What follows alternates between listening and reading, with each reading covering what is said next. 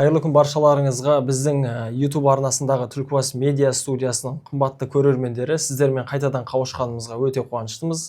Біздің енді осы медиа студиямыздың басты мақсаты ауданымыздан түлеп ұшқан ел азаматтарын осы арнайы төрімізге шығарып, халқымыздың алдына көрсету болса, бүгінгі студиямыздың қонағы осы ұлттық аспабымызды жанына серік етіп, осы суырып салмалық айтыс өнерін дәріптеп жүрген, осы ауданымыздан туып арнайы облыстық республикалық айтыс өнерінің жеңімпазы, арнайлап бүгінде төрімізге келіп отырған Серік Жұмаділ ағамыз. Қош келдіңіз, Сәке. Енді арнайлап төрімізге шыққаннан кейін есіміңізді атамай, арнайы Сәке деп, сәкелеп құрметтеп бүгінгі сұхбатты жүргізсек. Жағдайыңыз қалай жеттіңіз, сол туралы айтып өтсеңіз, өзіңіз таныстырып. Ассалаумағалейкум. Біріншіден құрметті барша көрермендер. Жағдайымыз жақсы, Нұреке. Аллаға шүкір, барлығы жақсы, әдемі келдік бұл ортаға. Осындай мәртебемізді көтеріп, дәрежемізді биіктетіп, осы бір керемет студияға шақырғандарыңызға ең біріншіден үлкен рахмет. Осы Шамшырақ ұжымына, оның ішінде Марат ағамызға өзіңе алғысым шексіз. Енді бүгін өзіңде өнерден қара жаяу емессің, ақын жігітсің, сондықтан да екеуміздің арамызда тамаша бір керемет сұхбат өрбиді деген ойдамын. Енді Сәке, білесіз ғой, бұл айтыс деген суырып салмалық өнер ғой. Енді қандай кез келген жағдайда, кез келген тақырыпқа байланысты орамды ой түйіп, сүбелі сөз тауып, өз ойыңды жеткізетін өнер деп білеміз. Жалпы енді сізді сөзіміздің басында таныстырып өттік. Айтыскер ақын деп, жалпы осы өзіңізге қатысты суырып салмалық ақындық өнер жайлы айтып өтсеңіз. Жалпы бұл суырып салмалық ақындық өнер негізінен қанмен келетін, атадан балаға берілетін керемет бір синкреттік өнер деп айтар едік. Бұл өнер көп кітап оқығандықтан адам ақын болып кетпейді. Болмаса басқа да бір жаттығулар жасағандықтан адам ақын болып кетпейді. Бұл атадан балаға берілетін керемет бір мұра. Бұл өнер менен ілгергі ата бабаларымда болған. Сондықтан да енді бұйырып осы өнерді Алла маған беріп отыр екен. Жалпы суырып салмалық өнер қай кезде де өте қиын өнер. Мысалы, жазба ақындық өзің жақсы білетін салаң, меңгерген салаң. Бұл саланы адам шабыты келген кезде, соған лайықты көңіл күй туған кезде жаза береді өлең.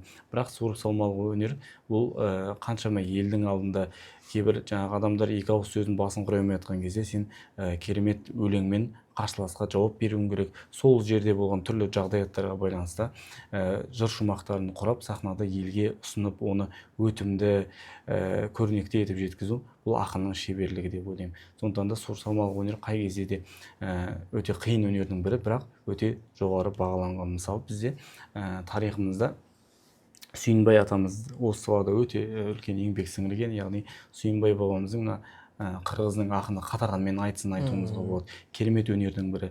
Осы өнердің үлгілі көрнекті өкілдердің бірі, мысалы сол Сүйінбайдың шәкірті Жамбылдарды айтсақ болады. Және біздің өлкемізден шыққан қаншама тұлғалар бар. Тұрар Байсариев сияқты, атақты мына Келімбет ақын сияқты. Мінекей бұл кісілердің де тарихта аты қалуының басты бір себебі осы суырып салмалық өнерді жетік меңгеріп халық арасына насихаттап және өздерінің өнерімен дүйім жұртты қуанта білуінде деп. Енді Сәке, осы сізді таныстырып жатырмыз ғой, айтыскер ақын деп, осы ауданымыздан туған, немесе осы қазақ деп туған, осы айтыстың жалпылама айтқан кезде өнердің негізін қалаған айтыскер біздің бабаларымыз айтып өттіңіз. Енді қазір ол кісілерді де өзіңізге үлгі етіп алып жатырсыз. Қазіргі енді өзіңізден де үлкен біздің айтыскер ағаларымызды білесіз. Солардың барлығын салыстыра отырып, бұрынғымен салыстырғанда қазіргі айтыстың жағдайы қандай деңгейде? Негізі қазіргі айтыс өнері өте дамып кеткен. Қазіргі айтыс өнерінде өлең құрау жағы, қарсыласқа жауап беру жағы, жалпы тақырыпты жырлау, сүре айтыс бағыты, қайым айтыс бағыты деген сияқты бұл бағыттардың барлығы да қазіргі айтыста өте қатты дамып кетті. Десек те біз әрдайым сол кісілердің салған сүрең жолымен жүреміз. Сол кісілерден оқып барып, сол кісілердің өлеңдерін талдағаннан кейін барып бұл өнерге кірісе аламыз. Жалпы екі кезеңнің деңгейін бір-бірімен салыстыруға орынсыз деп ойлаймын. Өйткені ол кезеңнің өзінің деңгейі бар. Ол ақындар сол замандағы халықтың сүйіктісіне айнала білді. Және бүгінгі таңда да халықтың талғамы басқаша болғандықтан, сол халықтың талғамына лайықты бола білді бүгінгі ақындар. Сондықтан да екі кезеңді енді бір-бірімен салыстыруға келмейді, бірақ та қазіргі таңда да айтыс өнері өте жоғарғы деңгейде. Енді жалпы мынау 2000 жылдардың басында осы айтыс өнеріне керемет тың серпіліс беріп, жаңа толқын болып келген біздің керемет ақын ағаларымыз бар. Жаңағы Мұхамеджан Тазабеков, Бекарыс Шойбеков, Аманжол Әлтаев сияқты ағаларымыз. Міне осы кісілер ары қарай бұрынғы айтыстан жаңа айтысқа бағыт берді. Яғни серпіліс жасады айтысқа, былайша айтқанда күрделі бетбұрыс болды бұл. Және халықтың осыған байланысты талғамы да өзгере бастады. Және бұдан кейінгі ақындар да осы лектің артынан ілесіп, қазіргі таңда белгілі бір дәрежеде, белгілі бір деңгейге жеткен керемет ақындар болып шықты. Оның ішінде жаңағы атақты Бұлғақовтар әулет, Жандарбек Бұлғақов ағаларымыз айтуымызға болады. Қазіргі таңда айтыс саласында керемет атой салып жүрген Мақсат Аханов, Дидар Қамиев, біздің оңтүстік өңірлерінен шыққанына Біржан Байтуов, Қажымұқан, Қалижан сияқты, Нұрлан Есенқұлов сияқты ағаларымызды осы өкілге мақтанышпен, осы өнердің танымал өкілі ретінде мақтанышпен айтуға болады. Енді Сәке, жаңа сөзіңіздің басында айтып өттіңіз ғой, енді сізге өзіңізге қай түрі жақын айтыстың? Жаңа сүре айтыс па, немесе қайым айтыс өзіңізге? Енді бізге жалпы кез келген ақынға сүре айтыс ыңғайлы. Сүре айтыс кәдімгі таза айтыстың табиғатына тән. Қайым айтыс кейбір жағдайларда қарсылас екеуміздің арасында бір белгілі бір тақырыпта әзіл болған кезде, болмаса белгілі бір тақырыпта талас болған кезде екеуміздің арамызда бір-біріміздің ұйқасымызды жалғастырып, енді қайым айтыс жасап жатамыз. Бірақ негізінен біз жалпы осы сүре айтыс бізге ыңғайлы, оң жамбасқа келеді. Енді ол ұйқаспен жауап беру дегенде нағыз сол кезде сыналады ғой ақын деген. Сәке, енді біздің жаңағы өзіңіз айтқан Бекарыс ағаларымыз, Мақсат Аханов деген секілді ағаларымыздың барлығы жалпы сізде осы айтыстың негізін қалаған біздің бабаларымызға қараймыз ғой. Жаңағы Сүйінбай бабаларымыз бар, Жамбыл бабаларымыз бар. Енді қазір айтыста арнайы әділ қазылар отырып баға береді. Енді бұл арнайы өзіме қызық сұрақ дәл қазір туып отыр да. Енді бұрында біздің осы Сүйінбай бабаларымызға, Жамбыл бабаларымыз айтысқан кезде оларға қалай баға берген? Немесе сол жерде халықтың даусымен шешкен бақ? Ол жерде, ол кезде көбінесе сөзге тоқтам деген нәрсе болған. Бұл жерде халықтан бұрын екі ақын бірін бағалай білген. Мысалы, кей кезде кейбір ақын жеңілген кезде өзі тұрып жеңілгендігін мойындаған. Жаңа біз айтқан Сүйінбай мен Қатаған айтыс сияқты. Болмаса, Жамбыл мен Құлманбеттің айтыстарын алсақ болады. Яғни қарсылас жеңілген мойындап сөзге тоқтам болған. Егер бұндай болмаған жағдайда ары қарай сол жерде отырған халық нақтысын шешетін болған. Халық әділ қазы, әділ төреші, әрдайымда ақындардың әділ бағасын беріп, қарақалды қақ жарып отырған. Ол жерде енді тоқтамай жауап бере бермей, тек сөздің қадірі болған дейсіз ғой, жаңағы тоқтап өзін жеңілгенін түсініп деген сияқты. Енді біз енді оқу орнында жүрген кезде бізге ұстаз болып осы Біржан Байтуов ағамыз, жаңағы айтыскер ақын ағамыз бізге жол көрсеткен. Енді осы жазбалық өнерде енді дәл қазір есіме түспей отыр. Енді ол кісінің де бір 4-5 кітабы бар екен. Енді оны қанша біз айтыскер ақын деп танығанымызбен ол кісінің де жазып арнайы баспаларға барып шығарған кітаптары бар екен. Сіздің жалпы осы айтыскер ақындардың болсын, жазба ақындарының болсын, дәл қазіргі уақыттағы ақындардың еңбектеріне көңіліңіз тола ма оқығандарыңызда? Мынау осы айтыс ақындарының еңбектеріне мен өте қатты көңілім толады, өте қатты жоғары бағалаймын. Себебі айтыс ақындары қазіргі таңда осы жазба өнерді де керемет дамытып жатқан осы өнердің өкілдері. Бізде жазба ақындардың ішінде өздерінің әртүрлі жанрда жазатын лириктері бар, басқалар бар, стильдері бар ғой. Бірақ осы кәдімгі табиғи дүниені өлең қылып алып келген жазба өнерге бұл айтыс ақындары. Мысалы, Қайнар Алагөз, Ершат Қайболдин бүгінгі таңда өте атақты ақындардың бірі. Ол да негізі айтыс сахнасынан түлеп ұшқан ақындардың бірі. Сол сияқты жаңа өзің айтып отқан біздің тамаша ақын ағамыз, бәріміздің жаңағы былайша айтқанда алдыңғы буын ағамыз деп ол кісіні қатты құрметтейміз, Біржан ағамыз Байтуов. Бұл кісі де керемет, негізінен біз айтыс ақыны ретінде білгенмен, шын мәнісінде бұл кісі керемет жазба ақыны. Өте керемет өлеңдерін жазған. Оның ішінде ол кісінің мен анасына арнаған өлеңдерін өте қатты жақсы көремін. Жалпы өте қатты көңілім толады бұл салада. Керемет біздің айтыс ақындары өнер үлес қосып жүр. Мысалы, қайбір жылдары бізде айтыс сахнасында керемет атой салып, сонау Моңғолия жерінен осы атамекенге қоныс аударып, айтыс сахнасында өзіндік бір үлесін қосып ізін қалдырған Дәулеткерей Кәпұлы дейтін ақын ағамыз болды. Ол кісінің өте керемет айтыскер ақындық қабілетімен бірге жазба ақындық қабілеті де бар еді. Ол кісі сондай өзінің жаңағы әлемі бар, өзінің аурасы бар. Ол кісі жаңағы мына жылқы малына, қазақ жылқыны өте қатты қадірлейді, осы жылқыға қатысты, тұлпарға қатысты өте керемет өлеңдерін қалдырған. Сондықтан жалпы мен айтыс ақындарының бұл жазба ақындыққа бет бұруын өте қатты құптаймын.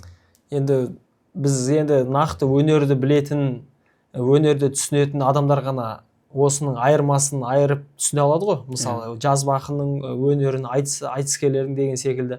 Жалпы өзіңізге осы айтыс өнері қалай дарыды? Нақтырақ айтса, жаңа сұхбаттың барысында айтып өттіңіз ғой, ата баба біздің қанымызда бар деп. Сол туралы нақты тоқталып өтсеңіз.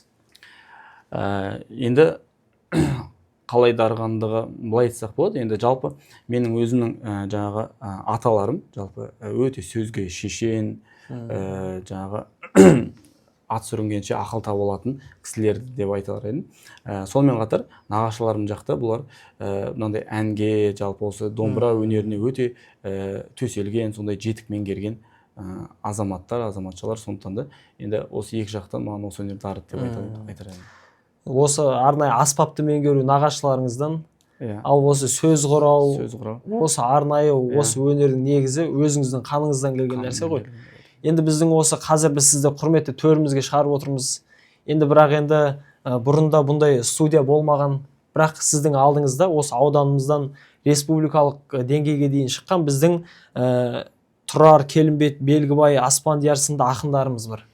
Енді қазір өзіңіз арнайы ізіңізді басып келе жатқан, жаңаға біздің арнайы есімдерін айтып өткен ақын үлкен аталарымыздың ізін жалғастырар жастар бар ма ауданымызда? Енді жаңағы өзің айтып өткен ақындардың сапында жаңағы Аспандияр ағамыздың баласы Тұрысбек дейтін ақын бар негізі. Мәдениет үйінде жұмыс жасайды қазіргі таңда. Енді әркімнің бағасы, тыңдарманның бағасы әртүрлі ғой, әркімге беретін. Бірақ та мен жеке өз басым ол кісіні өте қатты құрметтеймін. Жаңағы өлеңдерін жоғары бағалаймын. Ал негізінен бізде ары қарай осы айтыс саласы негізінен ақсап тұр. Бұған бірнеше факторлар себеп.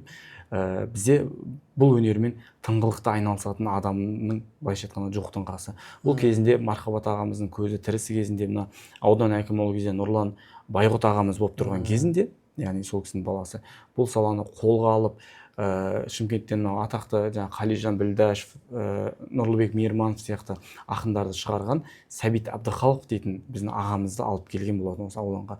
Сөйтіп сол кісіге біраз осы жөнінде тапсырмалар беріп, бұл қанша жыл қатып қалған сен енді міне қозғала бастаған кезде Нұрлан ағамыздың өзі ауысып кетті, және бұл сала тағы да қараусыз қалды. Сондықтан да қазіргі таңда бұл кісілердің ізін жалғастыратын ақындардың жоқтың қасы ауданда.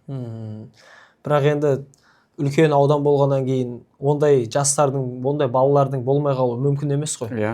Бірақ енді арнайылап оған кірісе алмаса да, әлеуметтік желілерден қарап, арнайы соны үйренгісі келіп жүрген жастарымыз да көп деп білеміз. Енді осы жаңағы Біржан ағамыз туралы айтып өттік қой. Енді осы облысымыздан біздің енді арнайы қаламызда қазір қызмет жасап жүрген ағамыздың кітаптарын білеміз. Енді арнайы біздің ауданымыздың орталығындағы кітапханаларда немесе өздері қызығушылықпен арнайылап қалап осы ақынның, осы айтыскердің кітабын оқимыз деп арнайылап сатып алып жатқан жастарымыз да көп естіп біліп жатырмыз.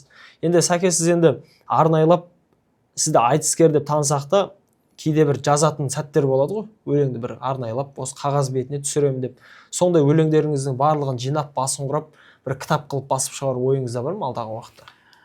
Енді мені көріп отқан көзқарақты көрермендер жалпы біледі. Мен оларға меніңше сапасы дүние ұсынғым келмейді. Ең бірінші өте сапалы, құнды дүние болса екен деймін. Тыңдаған, оқыған адам өзінің уақытын бекер кетті деп есептемейтін. Сондықтан да енді біршама қалам алып қолға жазып жүргеніміз бар. Бірақ та солардың ішінен сапалысын іріктеп, бұйырса кітап басып шығару бұл біздің ойын санамыздың дәл ұшында тұр. Десек те арық сөйлеп семіз шықсын. Алдағы уақытта бұл салада енді жақсы бір еңбектеріміз шығып қалар деген үміттемін. Енді ол кезде де арнайлап төрімізге бір шақырып, бір бағдарламаны арнармыз. Енді жаңа біздің ауданымыздың басшылығында қызмет жасаған ағаларымыз айтып өттіңіз, Сәке. Енді қазір ол кісілер кетсе де, бірақ бәрібір бір ұшқыны бар ғой сол саланың. Енді арнайылап бекерден бекер шақырып жатқан жоқпыз ғой. Енді біздің ауданымызда жалпы басқа жақтан алып келіп, біреулерге тапсырып, жаңағыдай басын беруге мүмкіндік бар ма жалпы осы ақындардың мектебін ашуға негізінде? Енді өзіңіз жалпы аудандағы біраз сайыстардың әділ қазылығында жүрсіз ғой, жастарды білесіз, кішкене әл ауқатын деген секілді. Иә. Жаңа өзің тамаша айтып өттің, негізінен бізде осы салаға қызығатын жасөспірім балалар баршылық. Бірақ та енді өзің білесің, аудан үлкен. Мысалы бір мен оның бәрін дайындауға мүмкіндігім жоқ. Сондықтан жаңа бір тамаша нәрсе айттың. Бұл өнер мектебінің жанынан бір ашылған ұйым болса, болмаса жалпы ақындар мектебі болса да, негізінен ашуға мүмкіндік бар.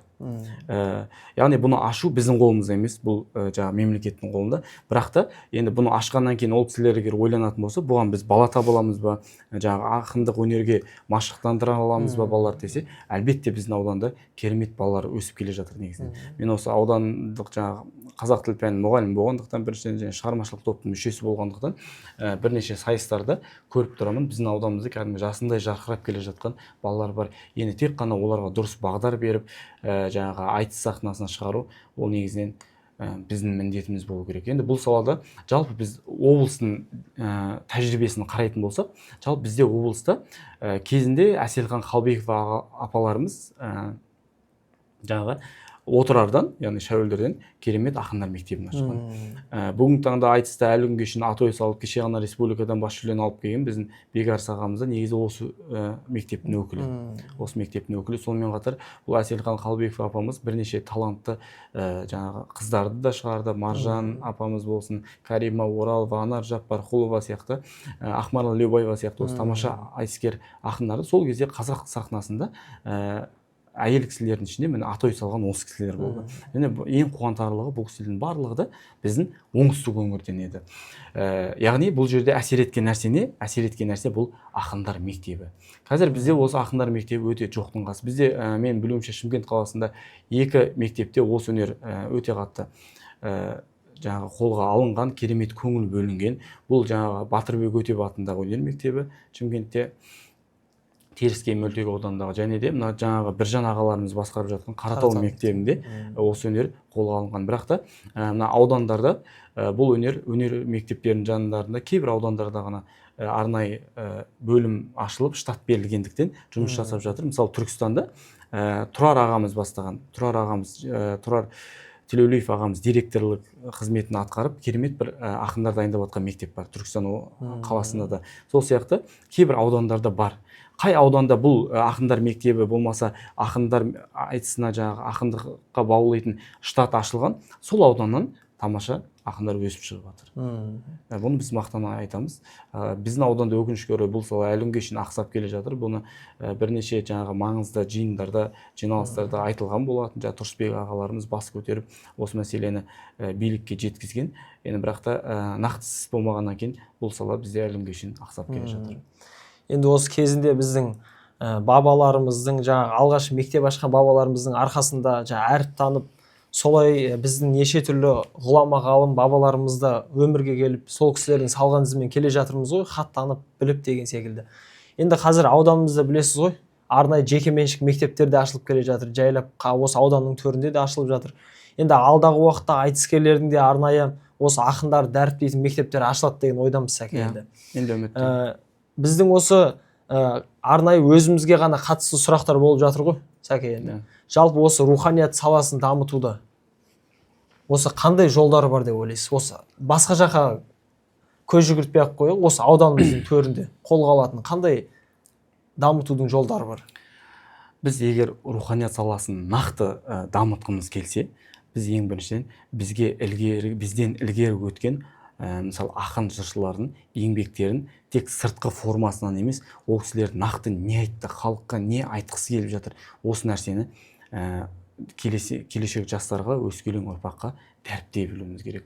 Мысалы, біз Абай Құнанбайұлының өлеңдерін жалпы сыртқы формасында, сыртқы форматта ол кісінің қара өлеңдерін, ұйқастарын санап өскенге өте жақсымыз, машықтандық. Бұл кісінің жалпы қара өлең саласына қосқан үлесін білеміз. Сол сияқты жаңағы бірнеше керемет қара сөздерін де оқыдық. Ол қара сөздеріндегі түрлі бізге керекті нақыл сөздер, мақал мәтелдерді алдық жанымызға. Бірақ та бұл еңбектердің біз тәрбиелік мәнін әлі күнге шейін жіті зерттеген жоқпыз, халыққа ұсына білген жоқпыз. Яғни біз бұны теориялық жүрде қолданғанмен, зерттегенмен біз практикалық түрде қолдана білмедік әлі. Міне осы салада бізде еңбектер керек деп ойлаймын. Яғни біз Абайдың, Шәкәрімнің, сол сияқты біздің өңірлерден шыққан бірнеше талантты тұлғалардың еңбектерін халыққа тек теориялық түрде емес, практикалық түрде насихаттай білсек, біз сонда ғана руханиятымызды жоғарғы деңгейге көтере аламыз деп ойлаймын. Мысалы, Шаханов ағамыздың бір өлең жолдарында кездеседі ғой. Елдігі жоқ, ерлігі жоқ, аузы ғана белсенер, сөзден ісі алшақ жатса, оған қайтып ел сенер деп. Яғни сөзі басқа, ісі басқа болса, онда біз руханиятты көтере алмаймыз. Сондықтан ең бірінші өзіміз түзеп, осы құндылықтарды өзімізге тартып, және өскелең ұрпаққа сапалы түрде ұсына білуіміз керек деп ойлаймын. Иә, дұрыс айтасыз. Сәке, біз білесіз ғой, Алматы жақта Мұқағали атамыздың ауылына барсақ, жаңағы еңбектеген баласынан еңкейген қариясына дейін арнайы өлеңдерінің қай жерінен сұрасаң да, қай шумағына дейін анықтап сұрасаң, солмен жалғастырып кетеді деп жатады ғой. Енді біздің арнайы осы ауданымызға да осы өнерді қолдайтын басшылар келіп, жаңағы мектепті ашып, арнайы қызметті сол жерде жасайды деп сенеміз. Үлкен үмітіміз бар. Енді арнайылап осы сұхбаттың төріне шақырғаннан кейін уақыт бөліп келгеніңізге көп рахмет. Енді арнайы айтыстың сахнасында елімізге, республикамызға белгілі үлкен айтыскерлермен бірге солардың сапында жүрсіз ғой. Енді арнайылап төрімізге шақырғаннан кейін бүгінгі сұхбат барысында ауданымызға, жалпы елімізге қатысты өзіңіздің бір ауыз домбыраңызды қолыңызға алып бір арнауыңызды айтсаңыз, ұсынсаңыз бізге. Жақсы. Арнайы домбыраны. Рахмет. Төрімізге келіп сұхбаттасып, неке арнайы домбырасын қолына алып жатқан Серік ағамыздан бір арнауды қабыл алыңыздар.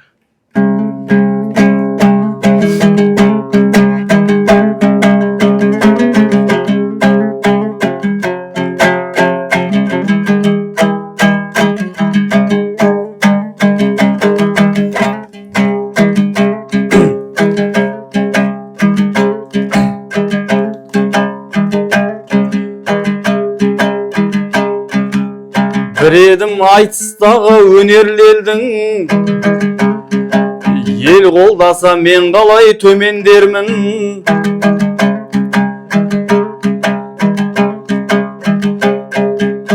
Шамшырақтай ұжымға көп рахмет, ықыласына бөленген көрерменнің.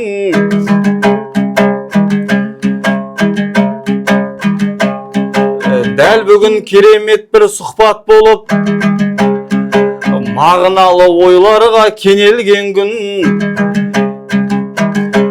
Ендеше баршаңызға сәлем беріп, баршаңызға бас иіп сәлем бердім.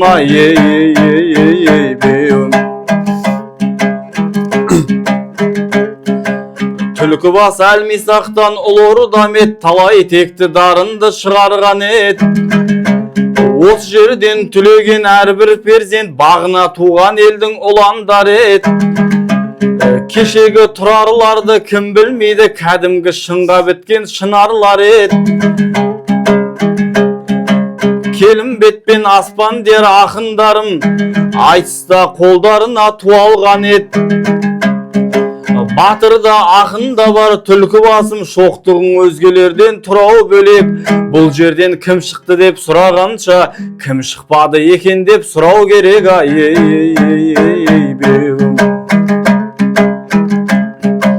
Қазағым Әлмисақтан алғыр елсің, өзім айтар тілегім мәнді болсын. 30 жыл алға қадам басып жатқан елімнің қарыштауы заңды болсын. Елімізде тек қана тыныштық боп, қазаққа Алла оң болған жолды берсін. Даламыздан тарамай құт береке, сәбилер күліп атқан таңды көрсін.